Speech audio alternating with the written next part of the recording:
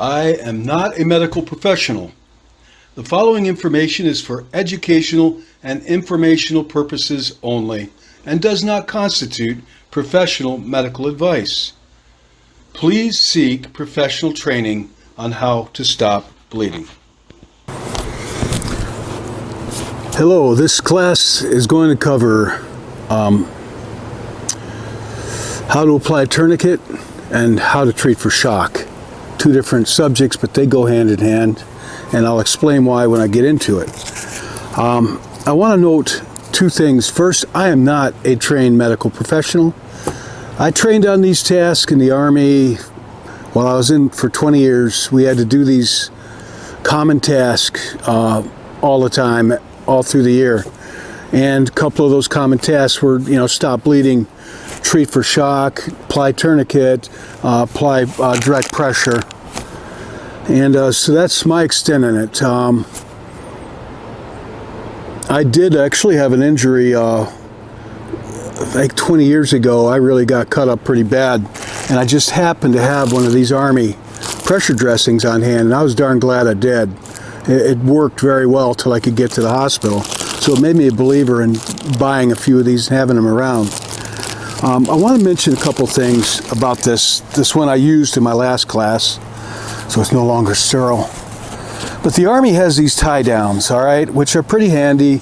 Stop the bleeding. You put it on, obviously wherever it could be, here for that matter, with these. But these tie downs are pretty handy. I won't go into that again. But you don't necessarily need tie downs. The Army has these tie downs because they expect you to stop the bleeding and then drive on with the mission, for something like that. But if you get gauze, if you just hold it there hard, a lot of pressure, right on the wound with the gauze or whatever cloth you have.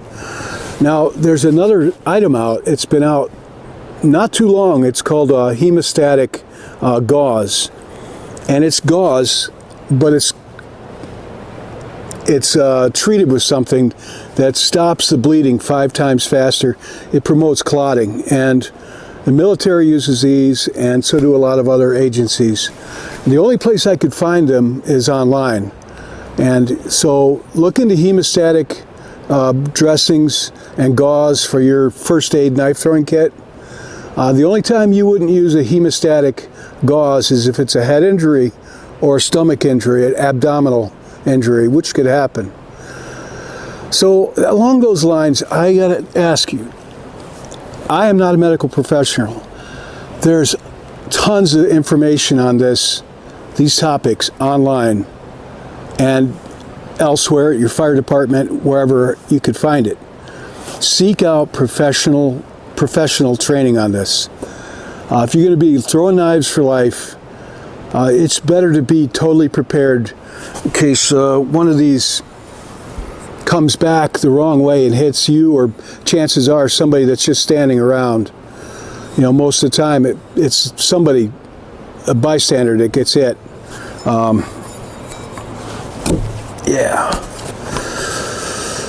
So be prepared. Have some gauze. And if you can get the hemostatic gauze online, it's not very expensive. I suggest that. It's supposed to be really good. But there are limitations. You don't use it for a head wound or an abdominal wound. So look into that.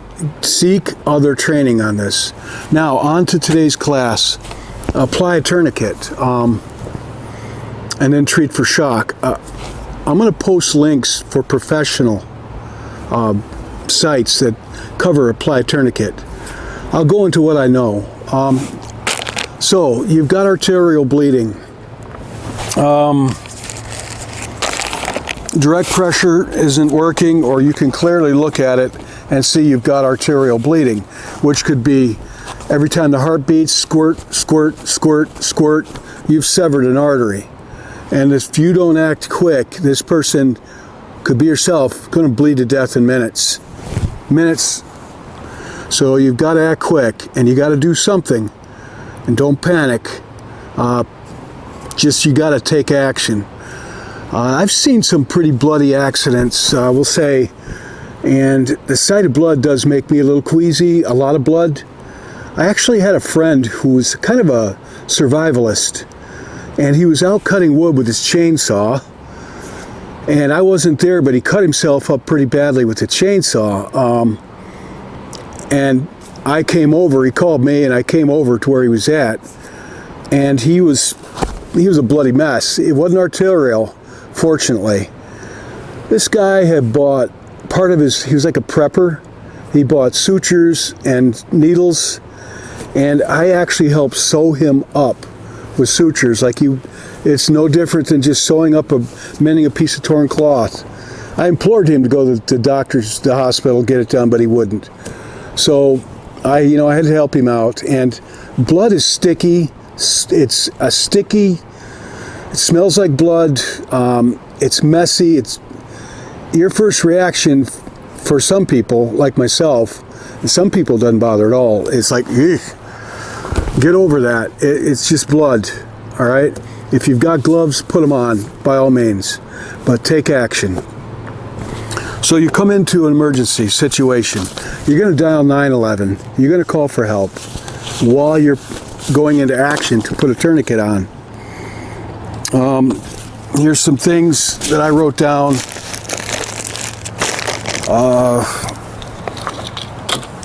I want to cover. When it's a bona fide medical emergency, call 911. It's often difficult to stop the bleeding of a deep cut. An uncontrolled bleeding from a deep or large cut is a very serious situation.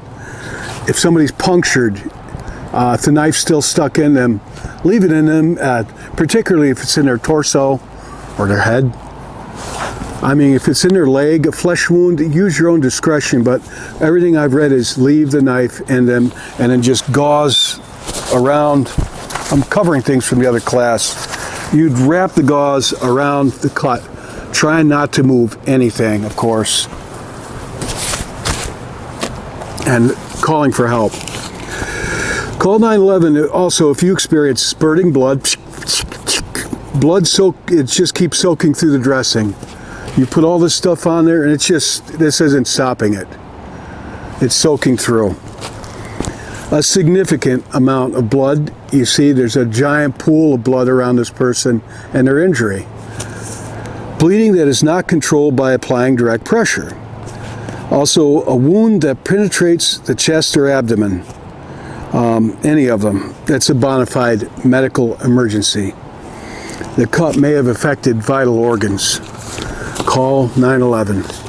And when I go out to the woods to throw knives, even making these classes, I told my son where I'm going. I drove him a little map, like a Google Earth map, and said, I'm going to be out here all day throwing knives. So if I don't come back, you know where to find me. But if I call, let somebody know. Better safe than sorry. There's no set criteria as to when to call 911 or when to call for help. If you at any time or any level think it's an emergency, call for help. Meanwhile, take action to slow or stop the bleeding. When to apply a tourniquet. If everything else fails to stop heavy bleeding, you might need to go to a tourniquet, or a person could bleed to death in minutes.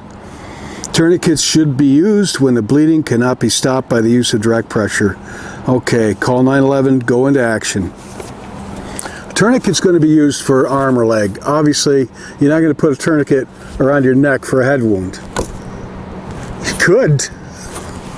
Don't recommend it. So for an arm or leg, which, that's when you're going to throw a tourniquet on. So I bought these. Everything I read on tourniquets said that to buy a tourniquet, it's much better than using an improvised tourniquet. So I got these two tourniquets for $8, two of them. Well, there's another one here somewhere. Anyway, I got two for $8. I got two of them. So they're not hard to find. Now, after I read up on these tourniquets, I read that a lot of people say don't buy these cheap ones, that they may not hold up if you actually need them. They may break because you're going to be putting a lot of force on this to tighten it.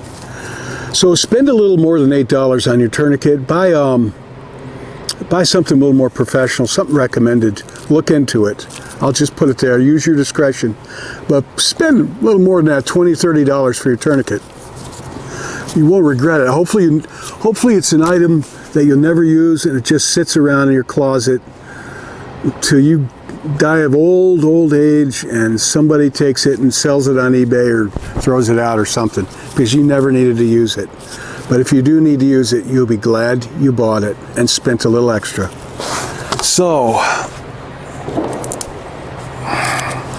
I'm not going to take my shirt off. I'm sorry. I'm cut here where the tape is. Blood spurting out, or I've got direct pressure. It's not stopping it. It's soaking through the bandages. I'm getting weak. I've lost a lot of blood. I've got to do something. With this store-bought one, or online-bought one actually, pretty self-explanatory. You're going to want to go at least 2 inches above the wound, okay? The reason for that, you're going to go 2 inches above. If I'm cut here, I would go up pretty much my elbow, but I won't go over a joint for reasons that major arteries pass through. The joint won't allow you to constrict it enough. If an elbow joint or a knee joint or ankle, you can't constrict it. The bones will prohibit you from constricting the vessel enough. So I'm going to have to go right above in this case. But if I've severed an artery, it's like they're kind of rubbery. It's severed and the artery is it'll slip up a little bit. You know what I mean? Like rubber. The artery won't be just severed right there. It'll slip right up, maybe 2 inches up. So you want to go above that. So I go here, and I got to work quick, and I can't let the sight of blood freak me out. It'll clean up, it'll wash off. Okay, this is not always easy doing one-handed.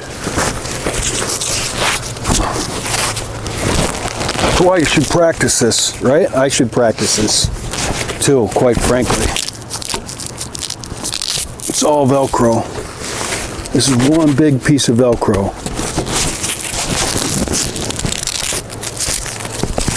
I'd have bled to death by now.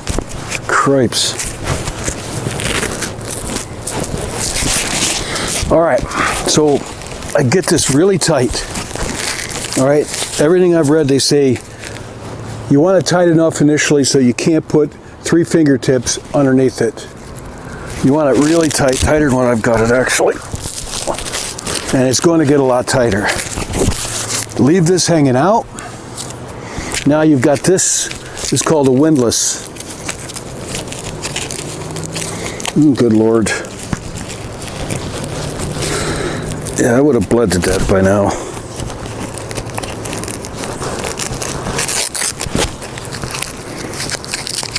Now, with the windlass,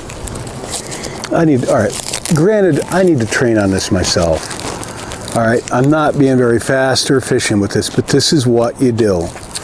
Then you tighten the windlass. Crank her up, get it really tight, and one turn gets this thing pretty tight. See how hard it is for me to do this with one hand? And I practiced at this. And then,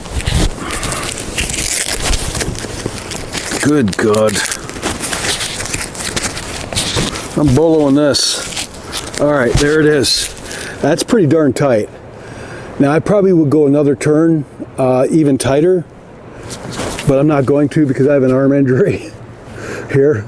But if I had a cut, I'd turn this thing at least one more turn, and trust me, as tight as this thing is right now, I'm pretty sure it would stop the bleeding. I'm very sure it would stop the bleeding. So these ones you buy, they've got a place where you tuck the windlass up in here to hold it in place. If you buy them, you'll see. They come with instructions. They're pretty easy. I'm pretty certain if I practice this a few times, I'd get better. I'm just giving you this for a heads up on things. Okay? Time. You write the time down because medical, they're going to want to know when you get to the hospital. I've read that your arm, you won't lose a limb just because you put a tourniquet on. Actually, I've read they can save your limb for quite a while you know, but you're going to lose your life if you don't, quite frankly. So do the tourniquet. Don't be afraid to do it. So I got this thing really tight. The bleeding stopped. If I want to go a step further, if it's on my arm, I check my distal pressure. Actually, I don't feel anything. I think I've pretty much cut my blood flow off to my hand. I don't feel any pulse. You check your distal pressure, and I'm not getting anything. So I got it on pretty tight. At that point, then you dress this up, you know, tuck it all in, make it look neat, and go to get medical help. I don't have any pulse at all. That one turn, tighten this up enough. I don't feel any pulse whatsoever in my hand. So there's another thing about tourniquets that I just experienced now in a small level. But I've read that you need to be aware, and if you're putting one on somebody, make them aware. It's going to hurt. It's going to hurt quite a bit. The longer you leave it on, it's going to hurt. Like, that's why people are inclined to want to loosen it up to relieve the pain. I've read do not do that. Leave it on and bite the bullet, endure the pain. All right? Because it's going to hurt, but you're going to lose your life. You're going to bleed to death if you need a tourniquet and you don't put one on. So I'm telling you right now, two things. You know, it pays if you're going to be throwing knives a lot. Buy a tourniquet, a couple of tourniquets. Spend a little more than $8. So honestly, I don't see anything wrong with these. Get yourself a couple of tourniquets. They're cheap. They'll last forever, and you'll have them. And better to have them than not have them. And learn how to use them, practice them. I really haven't done this. I did this once yesterday. That's it. And the last time I did apply a tourniquet was when I was in the Army, well, quite a while ago. It's not easy to do them one-handed, honestly. If you're going to be throwing knives alone, you need to practice this stuff one-handed. If you hit an arm, if you hit a leg, obviously you can use both hands. If you hit somebody else because you're being careless, you didn't, whatever, somebody else is being careless, then you don't need to worry about that. Okay, so seek more professional help. Buy some tourniquets online. You're going to be a knife thrower. That's what knives do. They cut things and they stab things, all right? Stabbing and jabbing, slicing and dicing. That's what knives do. So you're going to be throwing you're going to be throwing these around quite a lot for quite a long time. Be prepared for accidents. Okay, so let's say you don't have a professional tourniquet. You're going to have to put one on improvised, all right? And you can use your t-shirt. They will work. They are long enough for your arm, maybe your leg. In this case, I'm going to use an old Walmart vest. Okay, so I guess we'll go with my arm again, right? I'm going to have to do this one-handed. So this time I've been cut here. Knife came back and pow, right? Just severed an artery in my forearm. And blood spurting all over the place, and pressure dressing's not doing a thing to stop it. Time to stem it with a tourniquet. So I'm going to take my improvised tourniquet, which in this case is a Walmart vest. It's what I had laying around. You know, I was in my backseat of my car, actually. I used to work there until recently. Okay. You're going to want your tourniquet. They say to have it at least 2 inches wide. That's what I've read everywhere. And I noticed that this isn't 2 inches. And most of the ones I've seen that are professional aren't 2 inches. This looks like maybe an inch and a half. But, you know, inch and a half, 2 inches wide. You don't want to use a cord. It'll damage your tissue. You don't want to use rope or wire or cord. So be advised. I don't think a belt. I tried this with my belt and I couldn't get it tight enough. So play around with this. Okay, so what I'm going to do in this case is I'm going to tie a knot 2 inches. This is the wound. I'm going to go 2 inches, which is roughly 4 fingers for me. And here's a life hack for you. take your hand and just measure out how wide different things are. It's a good way to do a quick measure, you know. That's 2 inches for me. So that's going to be right there. And that ain't going to change much throughout your life. Okay, I've got to tie a knot.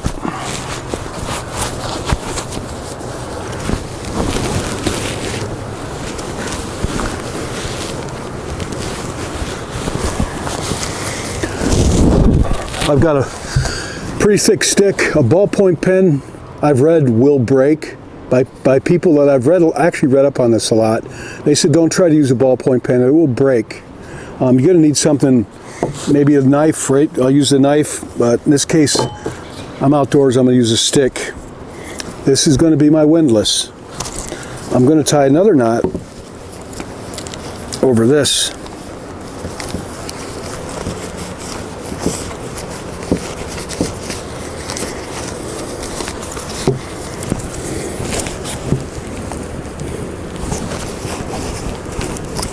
All right, now I'm going to start twisting.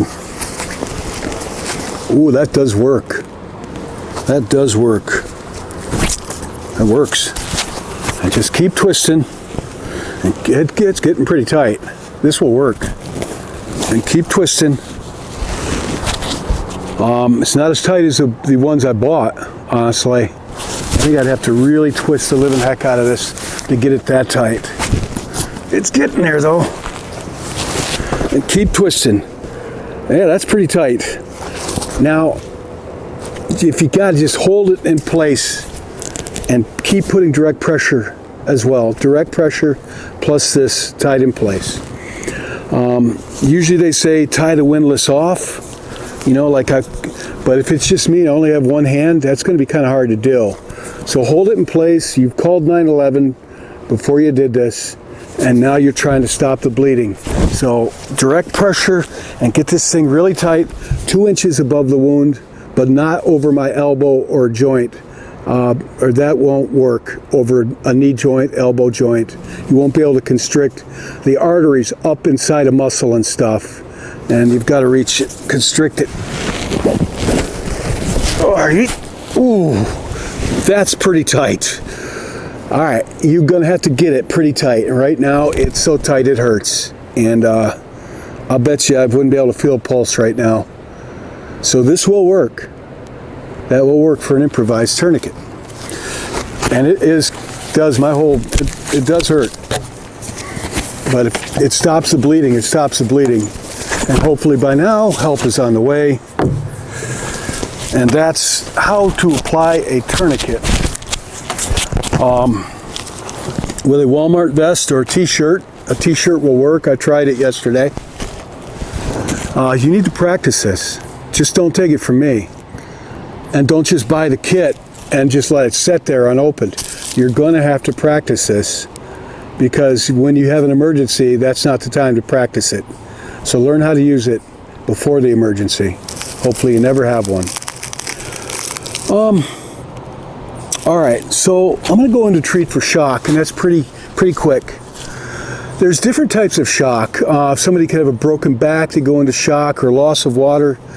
There's different types of shock. Either way, it can be a fatal event. It's basically somebody's dying. This one's when people lose a lot of blood. And I took some notes for this. And it's not a very lengthy class. But when somebody has been hit with a knife and they've lost a lot of blood, here it is. When somebody's lost a lot of blood, basically they've lost so much blood that their heart can't supply enough blood to all the organs like it would. And it's called hypovolemic shock. Basically, it's an emergency condition which severe blood loss makes the heart unable to pump enough blood to the body. This type of shock can cause many organs to stop working.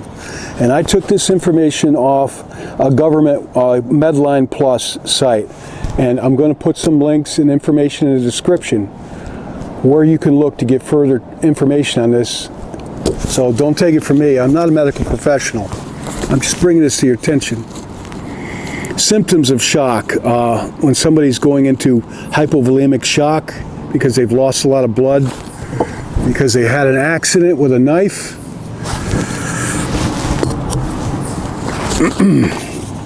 Anxiety or agitation. You know, they're starting to lose it. You know what I mean? They're cool and clammy skin because actually I've read the body's going into survival mode, and it's not sending blood to the extremities now. It's just trying to keep the brain, the heart, and lungs functioning. You know, it prioritizes to try to keep you alive so you can keep throwing knives and learn from your mistake. Right? Confusion. Decreased or no urine output. All right. Generalized weaknesses. You just feel weak. Pale skin color or pallor. Rapid breathing. Sweating, moist skin. They're unconscious and they're not responsive. The greater and more rapid the blood loss, the more severe these symptoms would be. So symptoms are, I'll read them a little faster: anxiety or agitation, cool, clammy skin, confusion, decreased or no urine output, generalized weakness, pale skin color, or gray if they're dark, not white, Caucasian, rapid breathing, sweating, moist skin, or they're unconscious.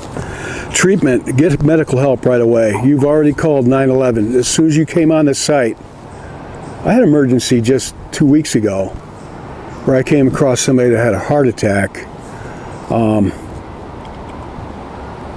Yeah, that was freaky. I called 911. As soon as they were unresponsive, I called 911. And it was not a pretty sight. It shook me up, but I went right into action, called 911, tried to clear this person's airway and all that, and they came to, thank God. So call 911, then take action. And I can say that from experience. I just did this just a couple weeks ago. Seek medical help right away. Keep the person comfortable and warm as to avoid hypothermia. They're going to be cold. Have the person lie flat with their feet lifted 12 inches or so up, so they're flat on their back, and then prop their feet up. We used to put their feet on their army helmet in the army, but raise their feet up. And there's situations you don't put them on their back is if they have a head wound, then you sit them up. If they've got an open like stomach wound or chest wound, you don't prop their feet up. You're going to put them on their side. If a knife sticks in their chest, that's an open chest wound, and you're going to lay them on their side in like the fetal position, because you're going to put them on the side. If they're punctured here, lay me on that side so this lung doesn't fill up with blood. I at least have one lung that's not filling up with blood, hopefully. So if they have if it's stuck them in the gut, don't put them don't raise their feet. But if somebody has a knife stuck in their chest where it's through a lung, put them on their side. You know, if the knife's in this side of me, lay me on this side. Leave the knife in. Don't pull it out. Lay me on my side so that the side that's good can still function. Though this side is going to be full of blood, they can fix that at the hospital. You just want to keep them alive long enough to get them to the hospital. They're going to die, probably, maybe not. So put them on their back, lift the feet, unless they have a head wound or an open chest wound or an abdominal wound. However, if the person has a head, neck, back, or leg injury, if they got a leg injury too, do not change the person's position unless they're in immediate danger. Usually like a combat environment, you know, you got to do what you got to do to get them out of the threat. Or if they're laying in the middle of a road. But this is knife throwing, all right? Immediate danger. People are still throwing knives around them. Stop throwing knives. I've got a medical emergency here. Call 911, and I'm going into action to try to keep this person alive. Do not give fluids by mouth. If a person is having an allergic reaction, all right, that's another type of shock, like a bee sting or something. If the person must be carried, try to keep them flat with their head down, feet lifted. Stabilize the head and neck before moving a person if they have, suspected spinal injury. The goal of hospital treatment is to replace that blood. So, I copied that off that government site. But I read a lot of other things, and from my training in the Army, you basically, you put something, try to make them comfortable. Don't lay them on the cold ground or wet ground if you can help it. Put something underneath them. Raise their feet so that the blood that they have left in their body is getting distributed to the organs that are going to keep them alive. They're going to say they're cold because they are, because blood's not going to their extremities anymore at this point. They've lost too much. Put a blanket or a coat over them. They're going to say they're thirsty. This says don't give them anything to drink. Again, if the knife is stuck into their chest, leave it in there, don't pull it out. Lay them on their side, and lay them on the side where the chest injury should be closest to the ground, so that their good side is up. And keep them comfortable, talk to them, tell them help's on the way. I don't know, joke, I don't know if that's appropriate or not. But stay with them and just tell them, hey, help's on the way. We got you taken care of. You're going to be all right, And that's all there is. Treat for shock. Basically, you're trying to keep a person alive. Somebody's had a major injury with a knife. In the situation of this video, you've cut an artery, and direct pressure isn't going to stop it. I was going to get into pressure points. Look into pressure points. I'm not going to even cover that. I couldn't find much on it. But direct pressure isn't going to stop it. So you had to apply a tourniquet, either with your Walmart vest, your t-shirt, or hopefully something professional. These are much, much better. And it's only like $10 or $20 to buy a couple. Please do if you're going to throw knives. And have them with you somewhere. That's it. Please read up on this and become as good as you can on how to stop bleeding in the event that you have a medical emergency throwing knives. And I know of three instances in my life of knife throwing where people were hurt badly throwing knives. One person lost his life. The other two, I told you these stories every time. The guy got stabbed in basically his butt cheek by a bounce back, and he wasn't even, just somebody got careless. And another one was a guy had a bounce back, and it went right through his son's shoe and cut his foot right open badly, that he had to go to the ER emergency room. These things, when they come back, if they come back point first, your clothes isn't going to slow them down. They're going to come right through, and they're going to cut through your clothes, they're going to cut through your skin, and they're going to cut vessels and possibly an artery. If you're careful, this shouldn't happen. But accidents can happen to the best of us. So be prepared. And I implore you to buy a professional tourniquet. Have one in your car.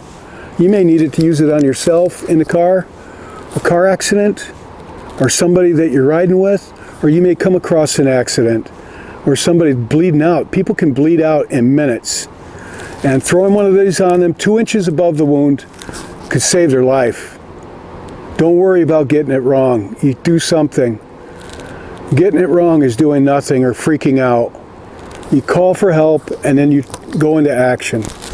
You can't, the only way you could get it wrong is to do nothing.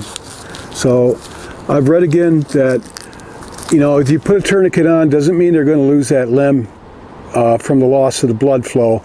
They can pretty much, you get them to the hospital within an hour or so. I read up to 2 hours, and they can save your limb, but I don't know that. I guess it depends on a lot of things. So please get yourself professional gear. Get the hemostatic gauze if you can find it online and read up on how to use it. The only thing, if you use hemostatic gauze like they use in the military, I read, will stop bleeding like 5 times faster, but it takes a medical professional to remove it. But the idea is just to stop the bleeding until they get to a medical professional and let them know you use the hemostatic gauze or one of these. Pressure dressing, this is called, or gauze, whatever you can get. Sterile, clean, soak up a lot of pressure, a great deal of pressure. Don't be afraid to get your hands dirty. This topic can go even deeper, like where people say you can even reach inside the wound to stop the bleeding and find the vessel, but I'm not going to get into that. That's a different level. All right, I'll put a little information at the end of this video, or a lot actually, to cover things. Thank you. And again, I'm just covering things that I'm telling you you need to get to learn how to do. Study up on it, practice it, get the gear. It's very cheap. It can save your life or somebody else's. All right, that's it. Dismissed.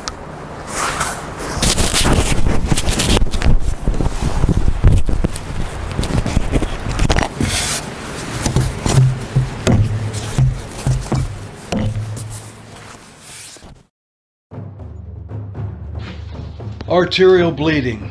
Blood comes from an artery. Blood is bright red in color. Blood comes in jets, and it corresponds to heartbeat. Blood loss is rapid and profuse and can cause death quickly.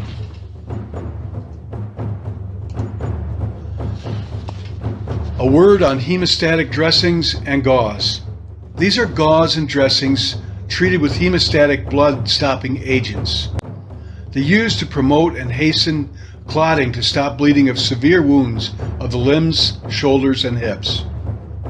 Hemostatic dressings should not be used in wounds of the abdomen, chest, or open skull fractures. This is a developing technology used by military and paramedics. I have never used them, so at this time I can only recommend doing research into hemostatic dressings and possibly consider them in your knife throwing first aid kit. They are readily available for purchase online. Do the research first. Applying a tourniquet. Call 911. Go into action. Remove clothing and expose the wound. Apply tourniquet 2 to 4 inches above the wound. Do not apply over a joint. Apply above. Tourniquet can be applied over clothes. Tighten windlass until bleeding stops. Secure tourniquet or hold. Note the time for first responders. Treat for shock for blood loss. Call 911 or for help. Then stop the bleeding. Lay the person down and elevate the feet 12 inches unless it's a head wound or chest wound. If a head wound, sit them up. If a chest wound, lay them on the side with the injured side closest to the ground. With the injured side closest to the ground. Keep them warm. Follow up. Talk to them.